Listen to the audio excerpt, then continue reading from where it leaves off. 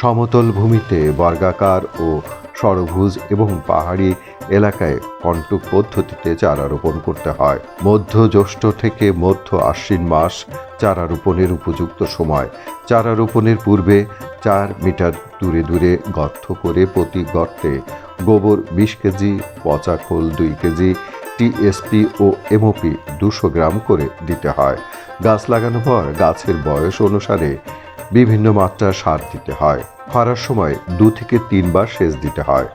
ফল marble আকৃতি হলে কিছু ফল ফেলে দিয়ে পাতলা করতে হয়। গাছের গোড়ার আগাছা পরিষ্কার করতে হয়।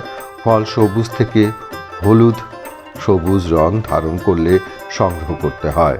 ফল সংগ্রহের পর ভাঙা, রোগাক্রান্ত ও মরা শাখা প্রশাখা ছাঁটাই করে দিতে হয়। তাতে নতুন কুশি বের হয় এবং রোগের আক্রমণ কমে যায়।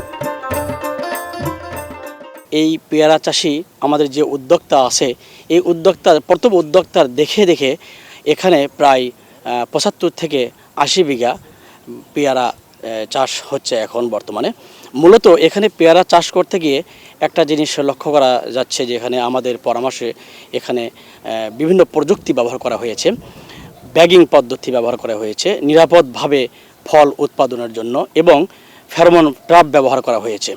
এই নিরাপদভাবে ফল উৎপাদনের জন্য যে ফেরোমন ট্র্যাপ এবং ব্যাগিং পদ্ধতিটা ব্যবহার করা হয়েছে, এতে করে যে যেমন কর্মীর স্বাস্থ্যের ঝুঁকিটা সম্পূর্ণ জিরোভাবে আসতেছে। এইভাবে সারা বাংলাদেশে বিভিন্ন ফলে যদি নিরাপদভাবে ফল উৎপাদনের জন্য আমরা ব্যাগিং পদ্ধতি এবং ফেরোমন ট্র্যাপ বা নিরাপদভাবে জৈব পদ্ধতিতে ফল উৎপাদন করি, তাহলে কর্মীর স্বাস্থ্য এবং ভোক্তার স্বাস্থ্য রক্ষা হবে এবং পরিবেশের ভারসাম্য রক্ষা হবে।